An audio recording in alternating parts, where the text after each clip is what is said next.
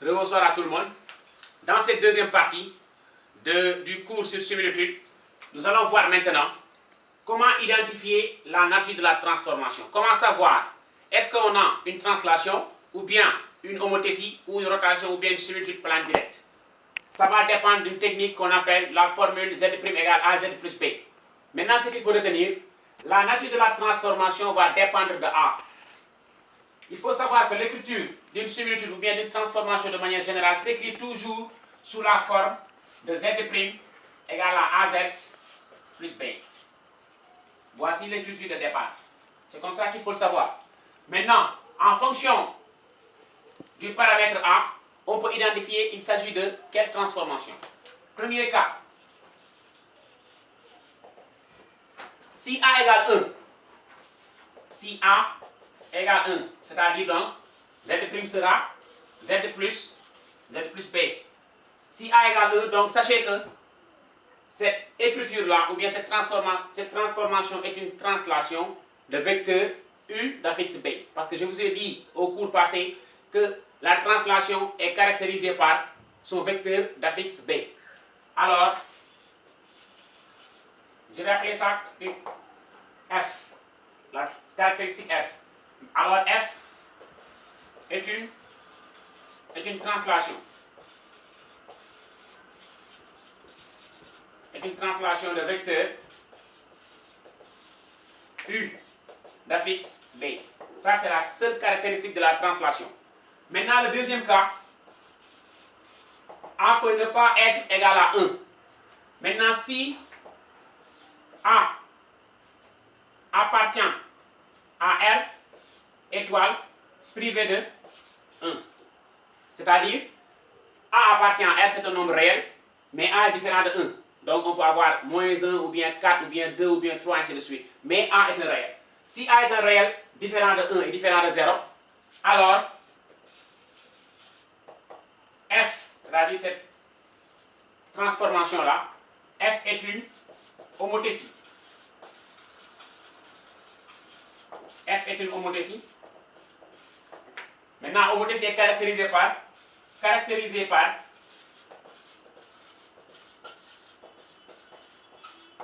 on l'a vu la fois passée, l'homothétie a deux caractéristiques. Son centre oméga d'affixe B sur 1 moins A et son rapport K égale à valeur absolue de A. Donc, le rapport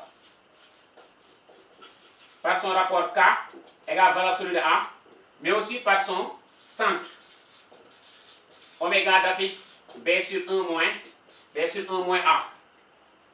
Voici le deuxième cas qui correspond à homothétie. Maintenant, quand est-ce qu'on a une homothétie? Si A appartient à R privé de 1 étoile aussi. Donc un nombre réel qui n'est pas 1, qui n'est pas 0. Le troisième cas,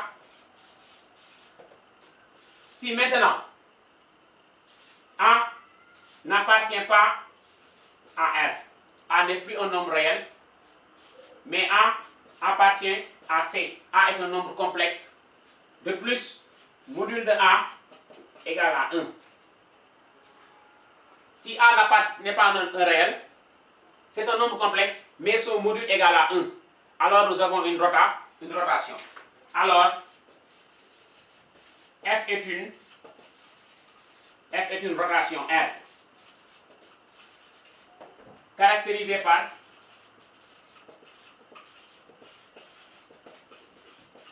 les caractéristiques de la rotation. Vous devez être en mesure de les savoir parce qu'on les a fait dans la première partie. Elles sont au nombre de 2, caractérisées par son centre. Même chose qui ne change pas, c'est le point invariant, je répète, oméga d'affixe B sur 1 moins A, mais caractérisé aussi par son angle, θ qui ne change pas, égale argument de A. Voici les trois premiers cas pour identifier la nature de la transformation du plan. C'est de la forme de manière générale F, Z' égale AZ plus B. Le premier cas, si A égale 1, alors Z' est de la forme Z plus B. Nous avons ici une translation de vecteur U d'affixe B. Le deuxième cas, si A est un nombre réel, maintenant différent de 1 et différent de 0 aussi, alors cette transformation-là, F est une homothétie caractérisée par son rapport K égale valeur absolue de A et par son centre oméga d'affixe B sur 1 moins A. Le troisième cas, Si A maintenant n'appartient pas à R, A est un nombre complexe, mais son module égale à 1, dès lors, F va correspondre à une rotation caractérisée par son centre oméga qui ne change pas le point invariant d'affixe B sur 1 moins A, mais aussi par son angle θ qui est égal à argument de A. Enfin, le dernier cas qui correspond au quatrième cas,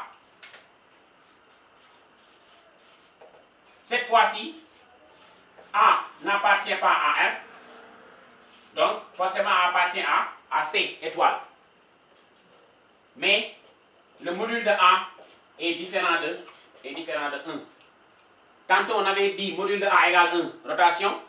Mais si le module de A est différent de 1, c'est le même cas. Cette fois-ci, on a une similitude plan directe. Alors, F est une similitude plan directe, caractérisée par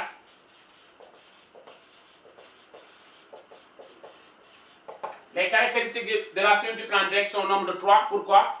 Parce que je vous ai dit que la similitude plan direct est la composée entre la rotation et l'homothétie.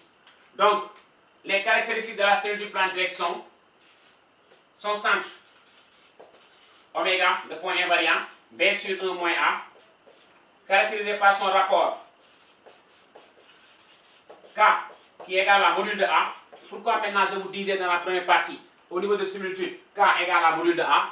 Parce que cette fois-ci, vous avez vu, A c'est un nombre complexe. Maintenant, son module est différent de 1. Donc, le module correspondra au rapport. Maintenant, la troisième caractéristique, c'est son angle θ, qui est égal à l'argument du nombre complexe A. Voici maintenant comment identifier la nature d'une transformation de manière générale sous la forme générale F, Z' égale à AZ plus B. Je récapitule. Le premier cas, A peut prendre la valeur 1, c'est-à-dire A égale 1. Z' devient Z plus B. Alors F est une translation, le vecteur B d'affixe U, c'est simple, le premier cas. Le deuxième cas, A est un nombre réel qui est différent de 1 maintenant. Alors F est une homothétie caractérisée par son rapport K égale à la valeur absolue de A. Pourquoi je parle de valeur absolue ici? Parce que A est un nombre réel, on n'a pas besoin de parler de module. Son centre oméga d'affixe B sur 1 moins A. Le troisième cas, A est différent de R, A n'appartient pas à R du moins. A appartient à C, mais module de A égale 1. Dans ce cas, F correspond à une rotation caractérisée par son centre et son angle. Et enfin, le quatrième cas, où A n'appartient pas à R, A appartient à C, c'est un nombre complexe, mais le module de A est différent de 1. Dans ce cas, F est une similitude plan directe caractérisée par 3 paramètres, à savoir le centre oméga d'affixe B sur 1 moins A, le rapport K qui est égal à module de A, et enfin l'angle θ qui est égal à argument de A. Voici de manière générale comment identifier la nature d'une transformation en fonction de cette écriture de départ là, de la forme Z' égale AZ plus B. Il y a 4 cas qu'on a cités: translation, homothétie, rotation et similitude plan direct.